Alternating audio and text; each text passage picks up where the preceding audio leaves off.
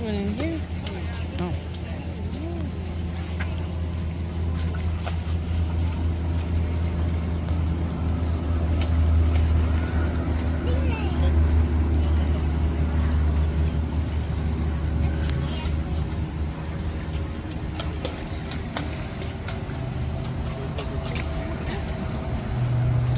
Those stingrays we saw when we were scuba diving, they did that. Mm-hmm. They flipped on their side and they paddled up against the coral. Mm-hmm.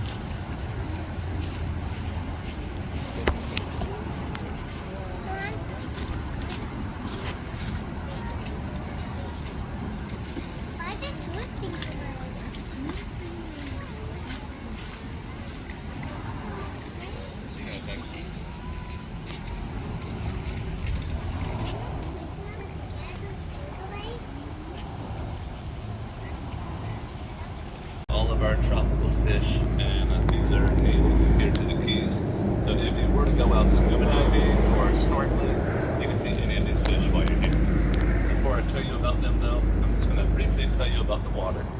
Our park is landlocked, so we're not connected to the ocean or bay. We have to pump all of our water in instead. And by the sea lines, there's a set of sea pumps bringing in roughly 2 million gallons of water daily. And that water flows throughout all of our pools, reaching these beaches. But the Keys is made of limestone, and our rock is porous. And it's porous enough, we do not pump water out, and it can naturally filter back through it. That's just due to gravity. Now, in these pools, there are some big, brightly colored fish you'll see, and those are going to be parrotfish. If you see the orange and green ones, those are rainbow parrotfish, and the blue ones are just called blue parrotfish. And they get that name not only because of the color, but they do have a beak like a bird that they use to graze on the reef. And they're eating algae and polyps that grow right on the coral. Then these little fish with the bands are moharas. This fish that has that black line down the body is a snook. If you see a slender silver one, either over here or big ones out there, that would be a great barracuda. We also have snappers and groupers. If it's floating on the surface lopsided, that is a triple tail. We also have tarpon, and if you look around like walls and rocks, there's crustaceans in these pools. You might see some crabs and lobsters.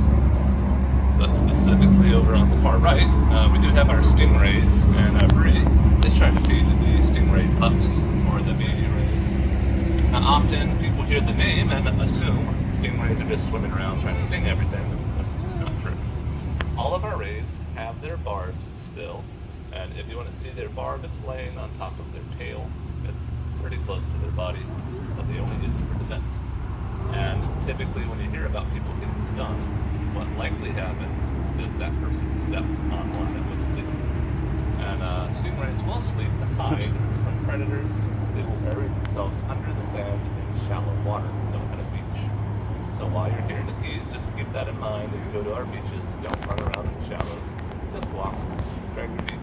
If there is one sleeping, it will just wake up and get out of your way. Now, they don't even like using it, and the reason for that is their barb is serrated, so when used, it normally breaks off. That leaves them defenseless. Now, they do grow back, but it takes a long time. It takes close to a year, so he's going to be defenseless the whole time in the ocean. They'd rather have that for a predator. And their main predator down here, the hammerhead sharks, that's what they'd rather save it for. Now, she was feeding the pups, but there's a variety of sizes in the pool. Most of our pups are around a year old now. Those are like the dinner plate sized rays. And stingrays, the males, are the little ones, and they really don't get much bigger than that. They get the size of like a serving plate at most. Anything much bigger than that's going to be a female, and the females get significantly larger. And the biggest ones we have in that pool are nearly 5 feet around. Then over on this side of the pool, we do have our sharks. There are 7 in here, and they are all nurse sharks, and they are considered docile. All that really means, though, is if you end up seeing one of these while you're swimming, if you leave it alone, it's going to leave you alone too.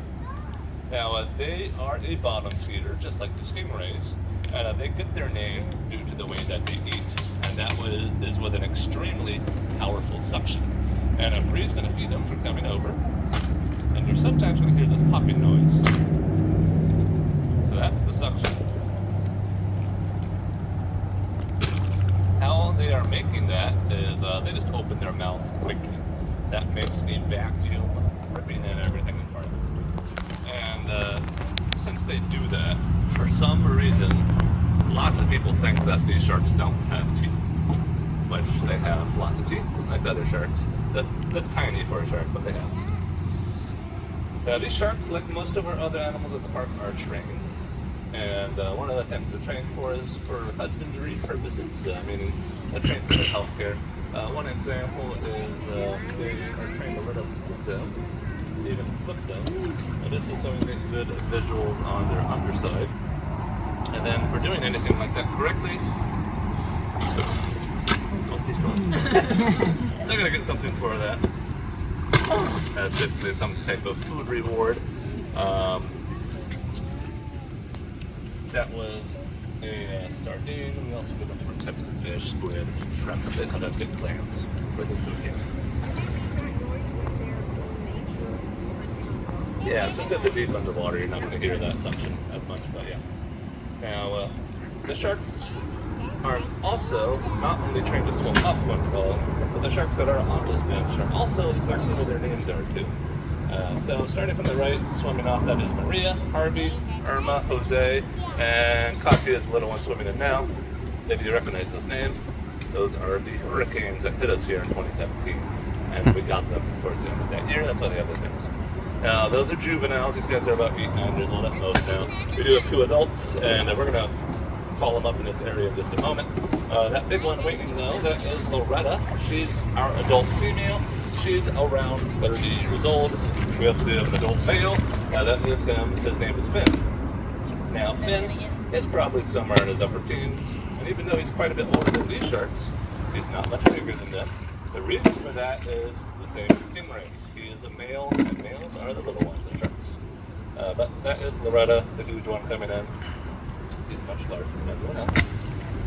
Now, since we do have 2 adults, those 2 individuals could be breeding in here. Because of that, Loretta is also trained for a ultrasound that works with her, similar to how we saw the shark flipped over here. We could hold Loretta, we play with her belly all the time, and get to be touched to and insane. Last time we did one, she had eggs, but we've never seen breeding before. But it's something that could happen here, so we just upkeep the behaviors with them in case they do end up breeding. I do want to mention also next door. Next door is our beach where everyone here is welcome to get in and go swimming. There's no sharks, no crabs. But all of the other tropical fish, like the parrotfish we have over there, if you want to get in with them. If you do walk out just in the shallow water, those parrotfish will know to swim right in between your legs, and you can feed them over there as well. But if you ever actually wanted to swim with a shark, though, or even a stingray, we do have programs where you can join us in the water with these guys. With that being said, though, most people that are afraid out in the ocean get swept up with these animals too. Out in the ocean, they do have a much larger chance of getting hit by lightning than you ever do being bit. That's because most fights in the wild are all due to mistaken identity. But that is about all that we do have back here on these beaches. We're going to leave it open for a little bit for viewing and for questions. But our next show today is going to be the Alligator and Croc Show. If you'd like to join us for that, once you do. Again, as I go over our park's history.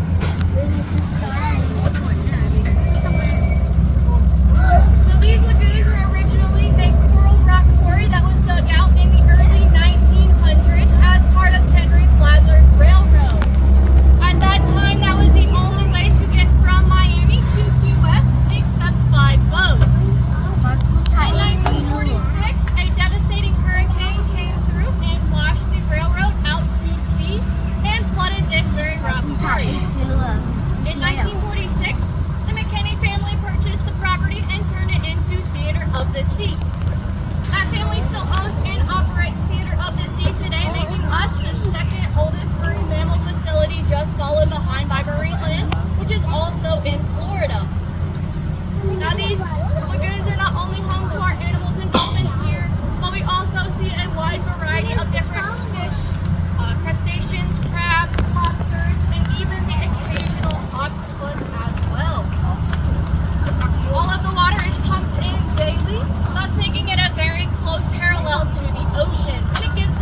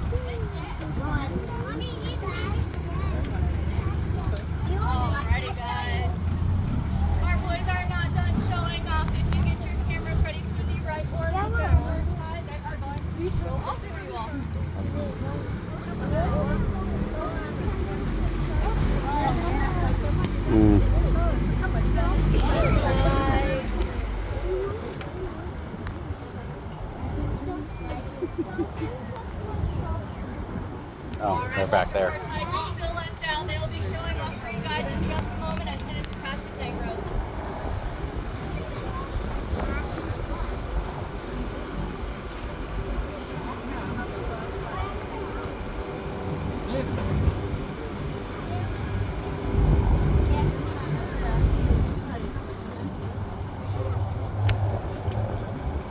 All right, here they go.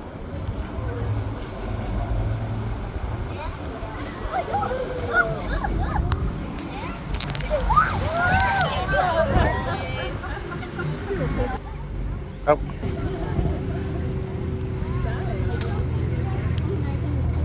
Alrighty guys, I don't think you're gonna swim around and hang out as I turn the boat around, so just sit back and enjoy the ride. Should try it again? What do you guys think?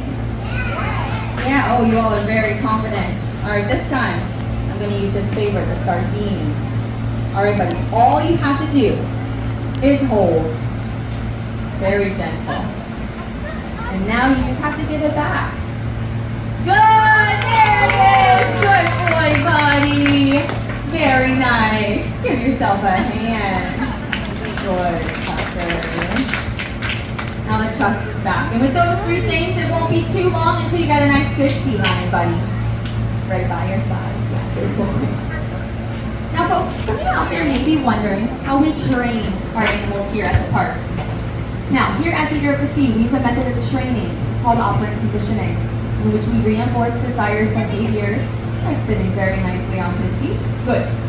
Simply ignore undesired ones. Now, we also use this fancy tool you may notice I was holding. We call this a target pull. Now, we can use this target pull, good, to shape different natural behaviors into behaviors for shows. For instance, I can ask Tucker here to target, and we can train him for things such as a head shake. No. We could get a head shake. Yes. Now, Tucker, he is trained to remain in contact with this target pull until he hears me say, and only me, the magic word, good. Pretty impressive, right? So, you guys can imagine Tucker knows that word good very well. What does it mean? Fish. Means lots and lots of fish is going to follow. Target. Good.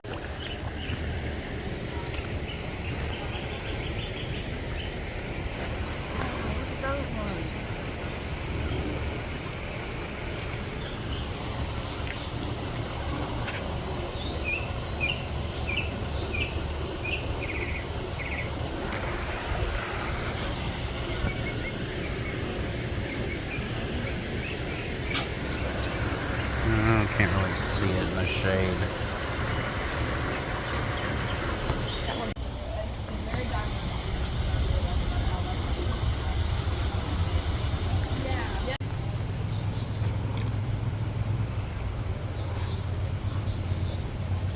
Certainly plenty of turtles here. He looks lumpy.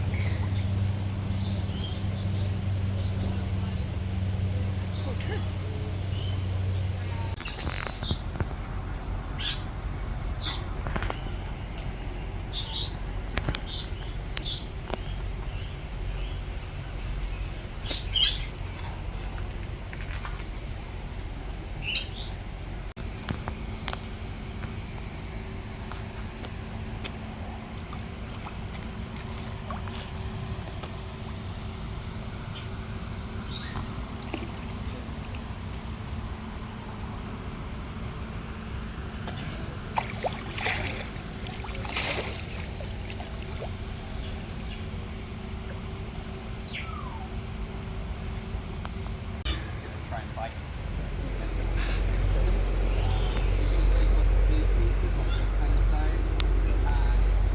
Shove it in his face. He'll eat it as soon as it touches his beak. I'll give you the opportunity to touch him and stuff as well. Just let me know it's safe to do it. Before I do this a little bit for you. You can't bring his head up like his chin on here. Just be very careful with your fingers. He doesn't let go really by his holds on. But yeah, you use that as a pair of tongs here. And more legs. Any kind of maneuver him around a little bit.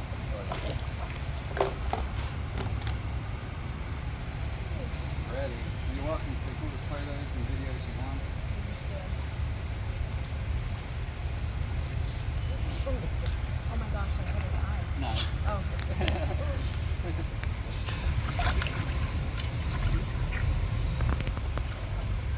So should we try to stay like down more? Yeah, so when seats are at the feet, they have to have their head under the surface to Okay. swallow, otherwise the slug doesn't go down. Okay. So I'm going to move them back a little bit. Alright.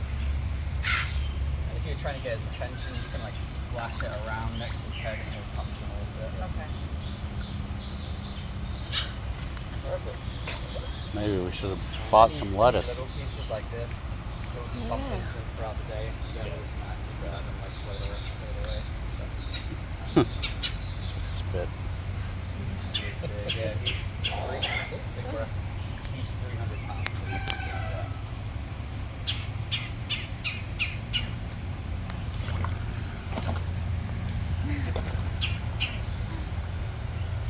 So is this the closest you've been to a sea lion? First time I've seen one, yeah. Something like a tug of war, then like you can feel how powerful the bite is. Like. Hey, little guy. Well, not really a little guy.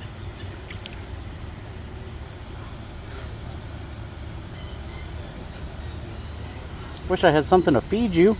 I know that's what you're coming up here for.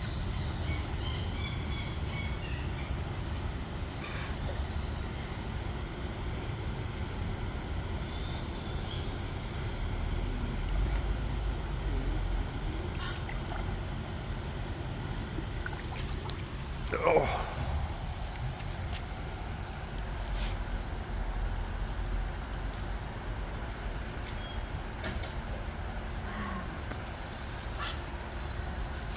What do you think? What do you think? Nice.